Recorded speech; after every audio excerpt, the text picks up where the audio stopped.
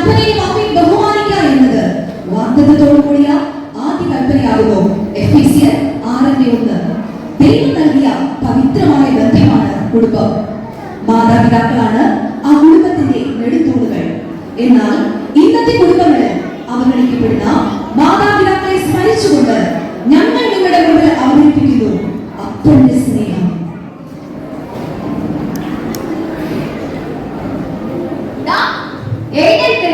നേരം വെളുത്തു, പ്രാർത്ഥന പോലും കഴിച്ചില്ല. പണ്ടായിരുന്നു അതൊക്കെ ഒരു കാലം. നേരം വെളുക്കുമ്പോ രണ്ട് പാട്ടുപാടി പ്രാർത്ഥിച്ചത് എന്നാ സന്തോഷം.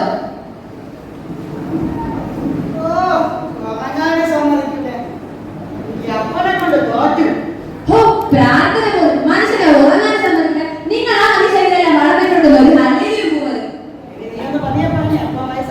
എന്നാ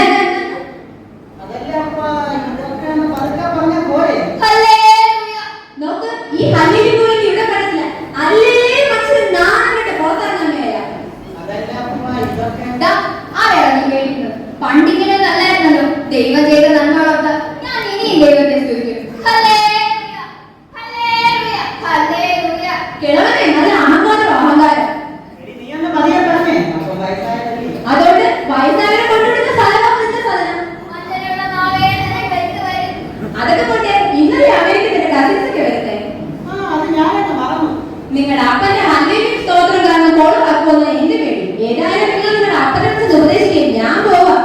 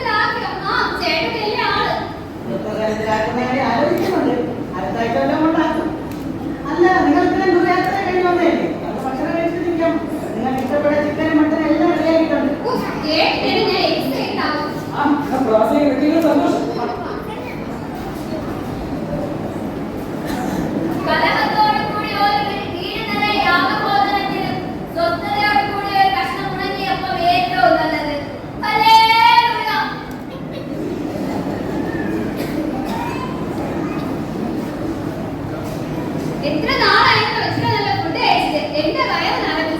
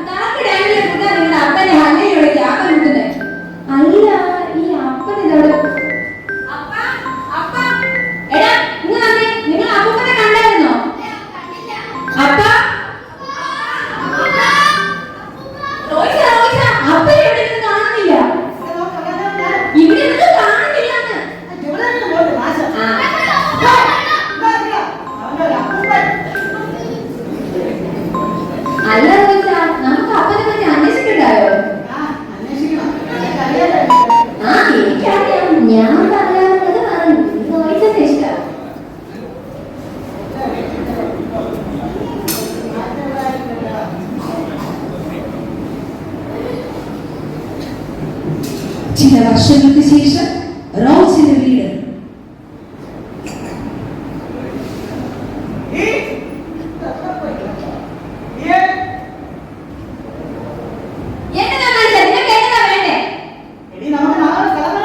ടൂറാണോ ചായ? പിന്നെ ഓ അറിയാം. ഓ പിന്നെന്താ പോവാലോ.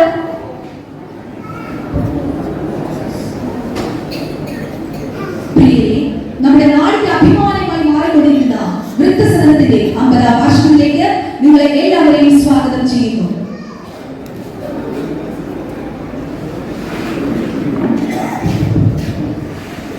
എല്ലാവർക്കും നമസ്കാരം. നമ്മുടെ വൃദ്ധസദനത്തിലെ 50ാം വാർഷിക ആഘോഷമാണ് ഇവിടെ നടന്നുകൊണ്ടിരിക്കുന്നത്. ഈ ആഘോഷ പരിപാടി ചീഫ് ഗസ്റ്റായി നാം ക്ഷണിച്ചിരിക്കുന്നത് ഡോക്ടർ റോയിയാണ്.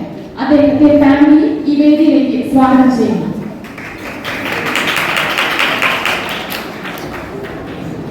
തുടർന്ന് നമ്മുടെ ആഘോഷ പരിപാടി ഉദ്ഘാടനം ചെയ്ത് സംസാരിക്കുന്നതിനായി എന്റെ സുഹൃത്തും കൗൺസിലറും മുഖ്യ പ്രഭാഷകനുമായ ഡോക്ടർ റോയിയെ സ്നേഹത്തോടെ ക്ഷണിക്കുന്നു.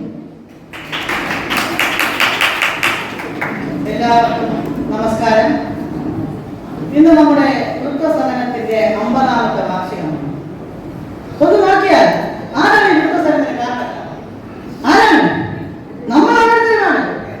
നാം ഒന്ന് ചിന്തിക്കണം. നാം ഈ വാർദ്ധക്യം അവസ്ഥയിലൂടെ കടന്നു പോകേണ്ടവരാണ്.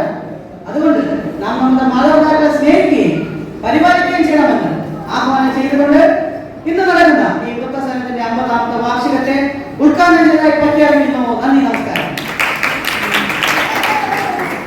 തുടർന്ന് നമ്മുടെ വൃദ്ധസദനത്തിലെ മുതിർന്ന പൗരനും പ്രശസ്ത കവിയും ആദരിക്കുന്നതിനായി ഡോക്ടർ റോയിയെ ക്ഷണിക്കുന്നു.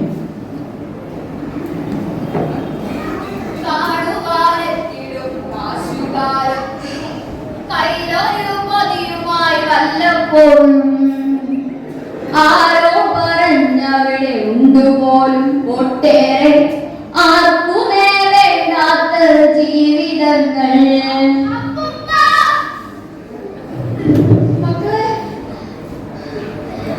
ആയുസ്സിനന്ത്യത്തിൽ ആരോരുമില്ലാതെ ഒറ്റയ്ക്കു തീരുന്ന നൊമ്പരങ്ങൾ.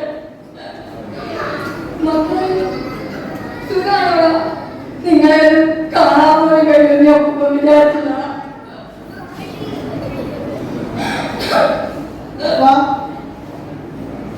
എന്നോട് ക്ഷമിക്കണം അപ്പ. സമൂഹത്തിന് മാന്യം കാണിക്കുന്ന ഞാൻ എന്റെ പിതാവിനോട് ചെയ്തത് ഒരിക്കലും ക്ഷമിക്കാൻ പറ്റാത്ത തെറ്റാണ്. എന്നോട് ക്ഷമിക്കണം അപ്പ. നീ എന്റെ പൊന്നു മോനല്ലേടാ, എന്തിനാടാ ഈ ശ്രമം?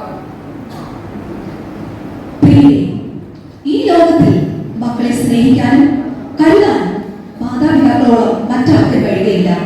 അതുകൊണ്ട് നമുക്ക് അഭിമാനിക്കാം ആ അപ്പനെ അമ്മയുടെ മകനായി മകളായി ജനിച്ചതിൽ. മക്കളുടെ മഹത്വം അവരുടെ അപ്പന്മാർ തന്നെ എന്ന ദൈവവചനത്തെ ഓർത്തുകൊണ്ട് നമ്മുടെ മാതാപിതാക്കളെ സ്നേഹിക്കുകയും കരുതുകയും ചെയ്യാമെന്ന ആഹ്വാനത്തോടെ ഞങ്ങളുടെ ലഘു നാടകം ഇവിടെ പൂർണ്ണമാകുന്നു.